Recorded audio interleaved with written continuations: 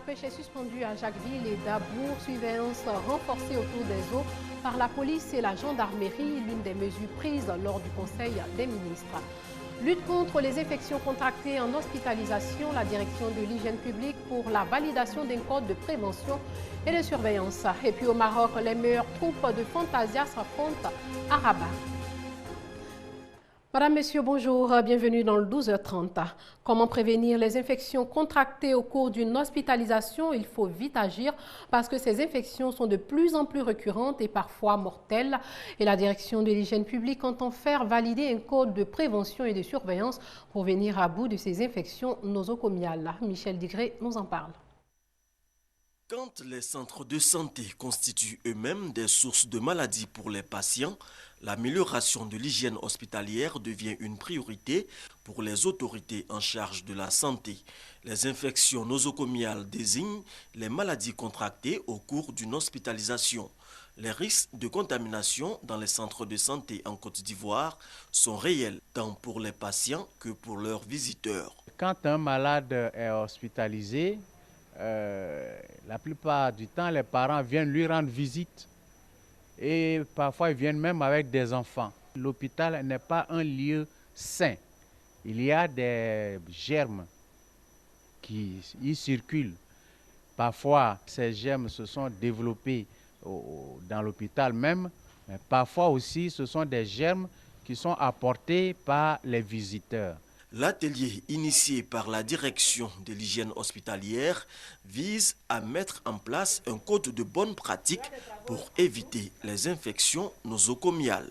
Les bonnes pratiques sont importantes, notamment un geste simple qui est celui des mains propres, donc du lavage des mains du personnel soignant.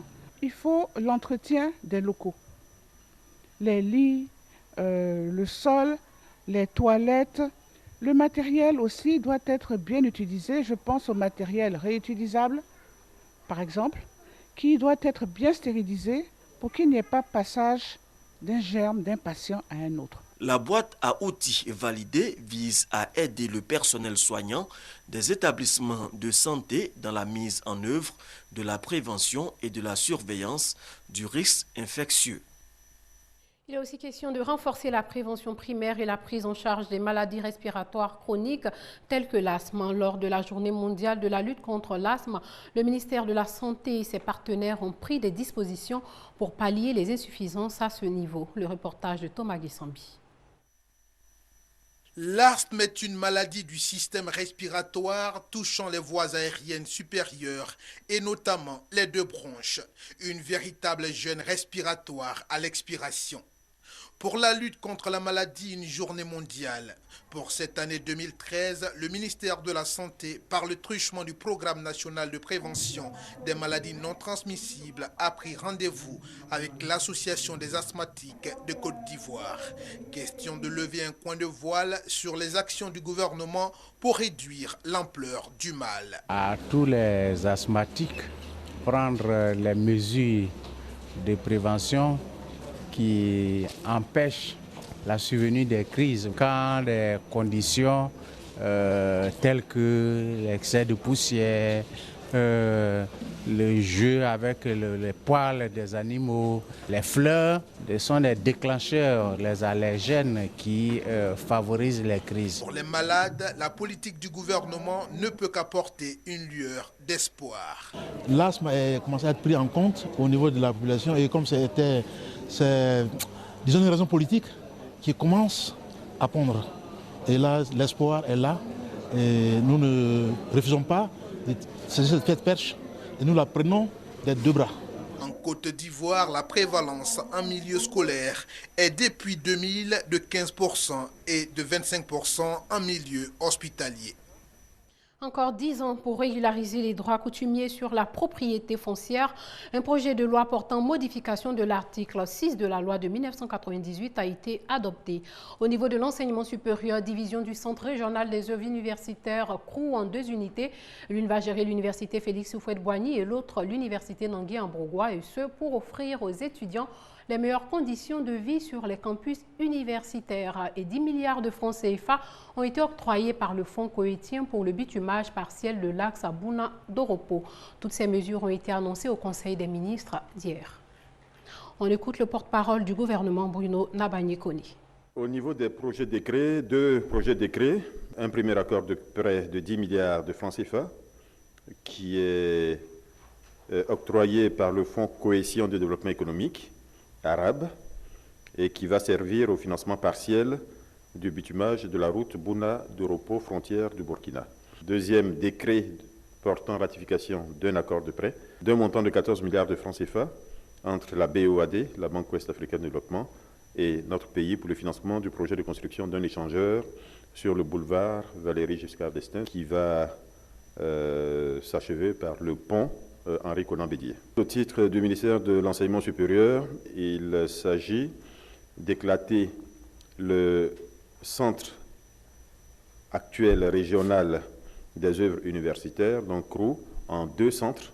L'un qui va gérer l'université Félix Houphouët-Boigny d'Abidjan et l'autre qui va gérer l'université Nangui-Abourgoua, donc ex-Abouba-Djamé. Au titre du ministère de la Construction, du Logement, de l'Assainissement et de l'Urbanisme, une communication a été faite relativement à la prévention des sinistres dans les zones à risque d'inondation du district d'Abidjan. De nouvelles mesures sont prises cette année pour dégager de ces zones les personnes qui sont les plus en danger. La troisième communication est faite au titre du ministère des Ressources animales et halieutiques. Elle concerne les problèmes de mortalité massive de poissons qui ont été évoqués ces derniers temps sur la lagune, dans les départements de Jacquesville et de Dabou. Ce qui est important, c'est les actions qui sont menées, les actions de sensibilisation vers les populations surtout, en insistant sur le caractère toxique des poissons qui malheureusement sont morts dans ces conditions et par la suite ont été mis sur le marché. Un financement pour l'Union européenne, un financement de l'Union européenne pour soutenir le secteur agricole et de l'hydraulique. Produire plus et surtout produire des aliments de bonne qualité sans oublier d'offrir à la population de l'eau potable. Toutes choses qui ont motivé la signature de 2 conventions de 30 milliards et de 18 milliards de francs CFA. Michel Dicré nous en dit plus.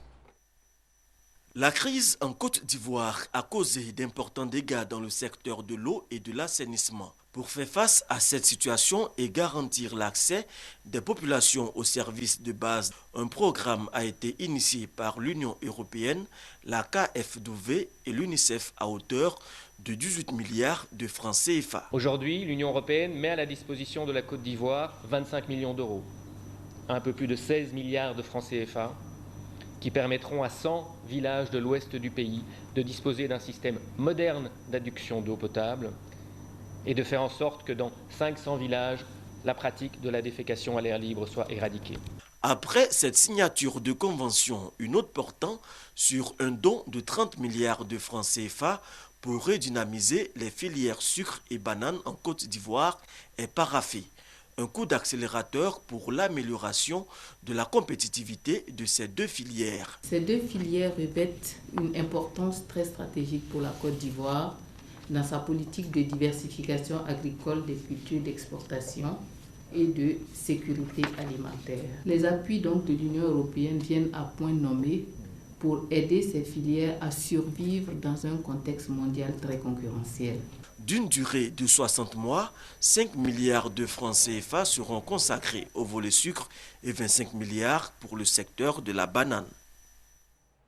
La Côte d'Ivoire évalue son système comptable et financier dans le souci d'améliorer le climat des affaires.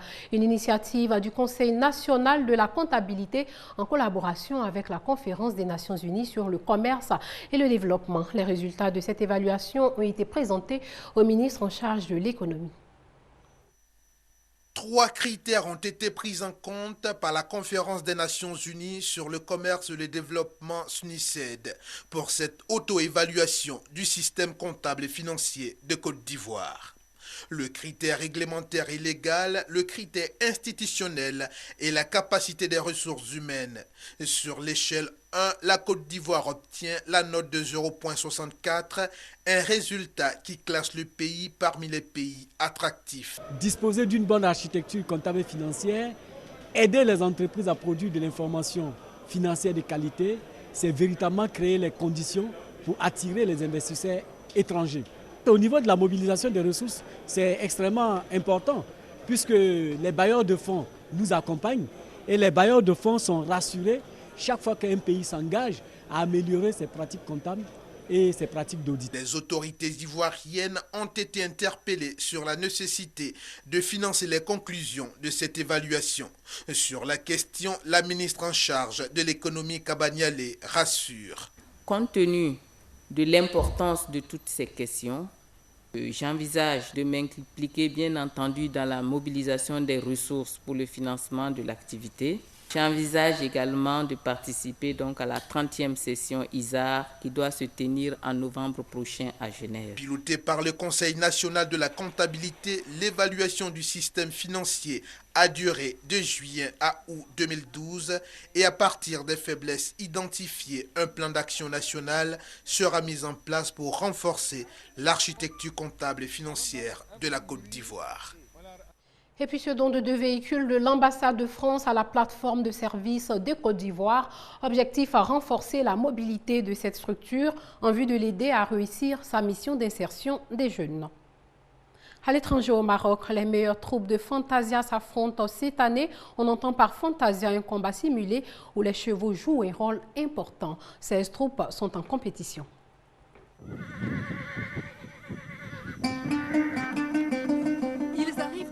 Les régions du Maroc avec leurs plus beaux chevaux.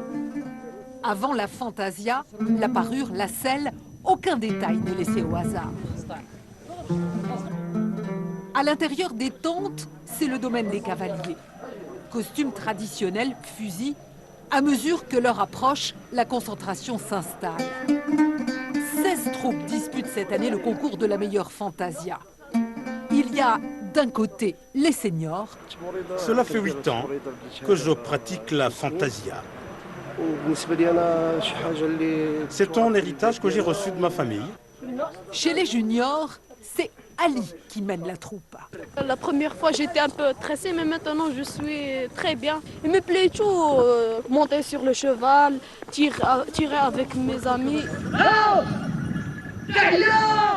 15 cavaliers en ligne, fusil en main, les troupes se préparent à l'assaut.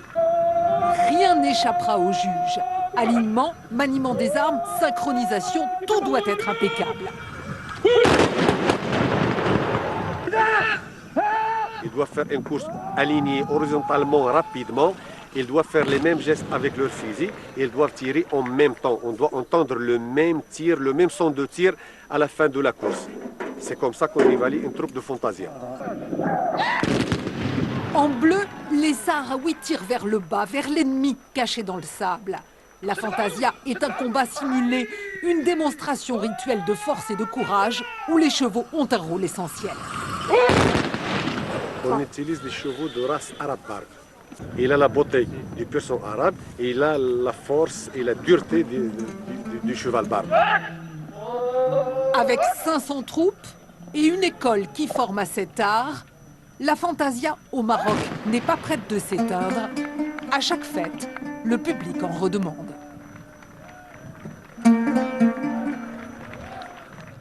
Présidentielle en Iran, plus de 50 millions d'électeurs aux urnes. 6 candidats sont en lice, forte affluence pour ces élections qui vont mettre fin à l'ère Ahmadinejad. Une élection que le camp des réformateurs unifiés veut remporter face à des conservateurs divisés. Les Iraniens élisent également leurs conseillers municipaux. Et puis la Grèce tourne au ralenti après un appel à la grève générale lancé par les 2 principaux syndicats du pays pour dénoncer la fermeture du groupe audiovisuel public ERT par le gouvernement. Grève générale en Grèce, les syndicats du pays protestent contre la fermeture autoritaire et sans préavis de la radio-télévision publique. Les 3 chaînes du service public ont été remplacées par des écrans noirs. Seules les télévisions privées continuent d'émettre. Le gouvernement a justifié cette fermeture par l'opacité et les gaspillages de la télévision publique. 2700 emplois sont menacés. Bruxelles affirme avoir pris note de la décision des autorités grecques, mais rappelle la place essentielle de la télévision publique dans les démocraties européennes. Athènes s'est engagée auprès de ses créanciers à supprimer des milliers d'emplois dans le secteur public. Samara, le Premier ministre grec, tente d'apaiser la tension créée par la fermeture de l'audiovisuel public qui embarrasse la Grèce. Le Premier ministre rencontrera lundi prochain le dirigeant socialiste et celui de la gauche démocratique, Dimar, pour tenter de trouver une solution à cette situation. Voilà, c'est sur cette information que s'achève ce journal. Merci de l'avoir suivi et portez-vous bien.